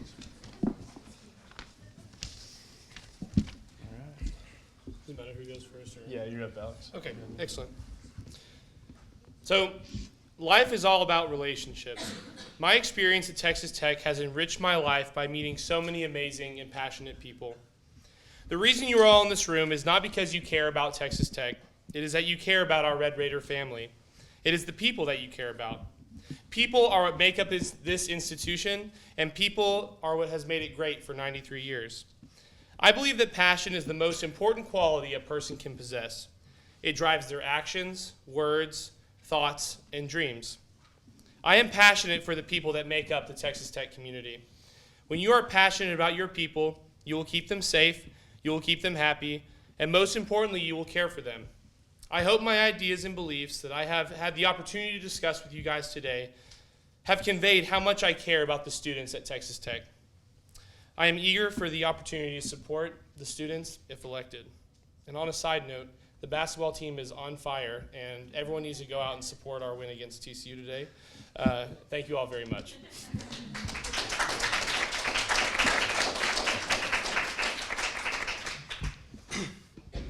So you all have heard all the initiatives and all the things promised, but I think I'm going to take a second real quick and just talk about the people, because that seems to be the general theme.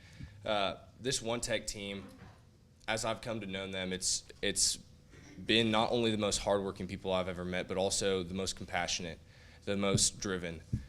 With all the experience that just the exec and even the returning senators on our block have, they all love SGA because of it. They don't love it because of the power it gives us, or we get to walk around in a suit on Thursday nights and people ask, "Oh, where are you going?" Like, "Oh, don't worry, I'm going to Senate." Like, no. We do it because we see the possibilities it can bring. And that is the most incredible thing. I don't sit up here, my brother's gonna hate me. I talk about comic books in a speech. I don't say things just for the heck of saying things. I don't do things for the sake of that's what people think I should do. I say, and this team does things and sets goals that we truly believe in accomplishing. And any one of us that's going to be elected, we're not going to be vice presidents and presidents. We're going to be Texas Tech students. I don't take myself very seriously, but I sure heck take this job seriously, because you're not supposed to be a vice president and a president. You're supposed to be a member of the Student Government Association that is here for every single student. And I think, honestly, I'm gonna brag on Larkin. She hates it when I do this, but she exemplifies this more than any other person I've met. She does one of the most time-consuming jobs where she meets with every single student organization, every single one, and make sure they get the money that they want. Hours on Fridays, on Saturdays, on Sundays that she spends doing this. And she doesn't ask for a single thank, but she does it because she loves it. And that is personified throughout the entire One Tech team. And that's what I would leave with y'all.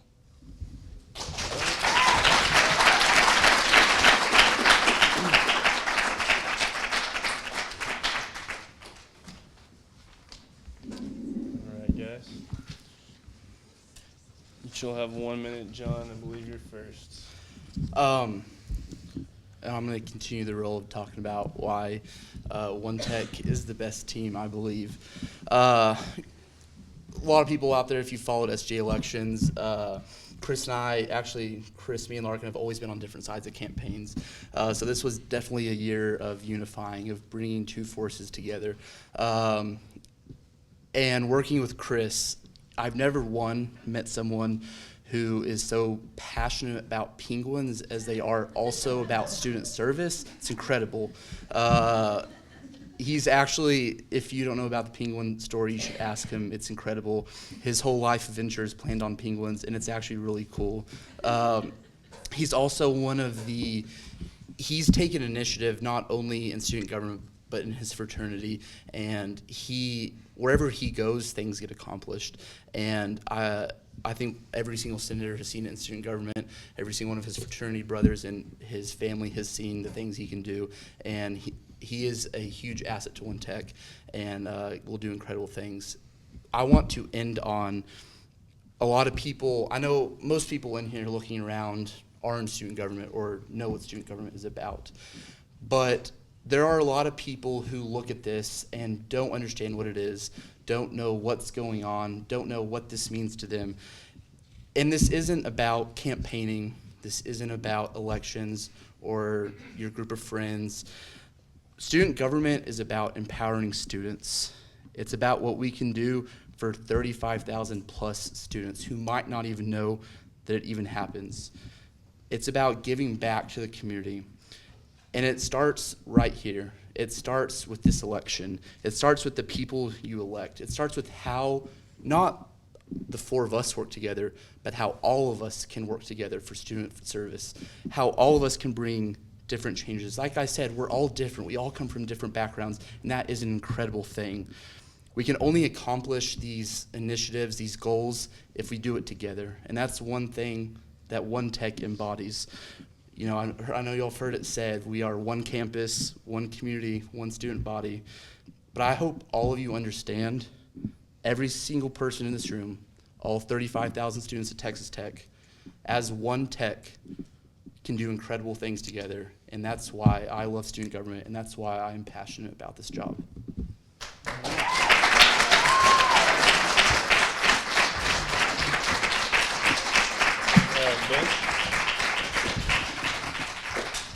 So, many of you know this, but I was actually blessed enough to grow up in a small town.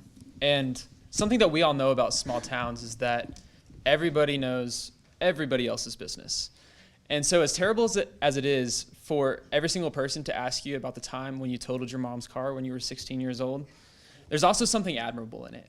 And that's the sense of family. That's the sense of everybody here loves everyone else, even if that sometimes manifests itself as a little bit of gossip. But I want to bring the attention back to the fact that ultimately we're two campaigns running for the same purpose, the betterment of our beloved university. You know, every single candidate sitting in those chairs and standing beside me has stood up here and spoken to you because we believe that this university is going big places, and because we believe that we can be the change that we wish to see.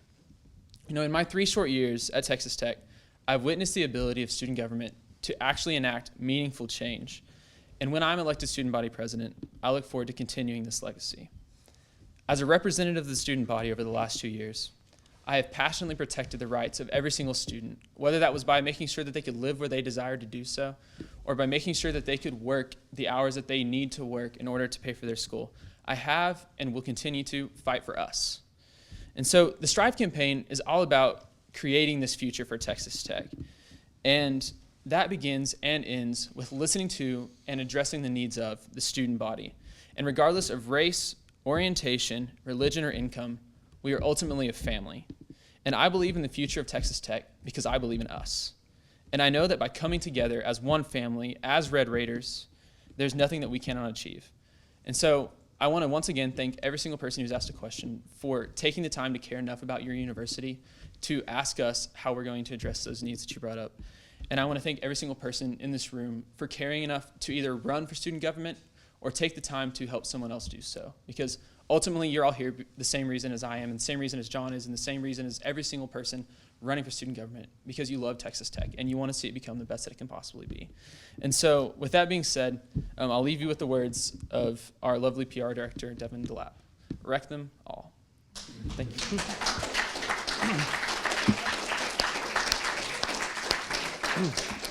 All right, so I believe that kind of wraps it up. Thank you guys for coming. No, in 2 weeks, I think from today, voting begins. So if you would please do so, go out and vote for whoever you see fit for the positions. And thank you very much, executive candidates and those in the audience, for being here.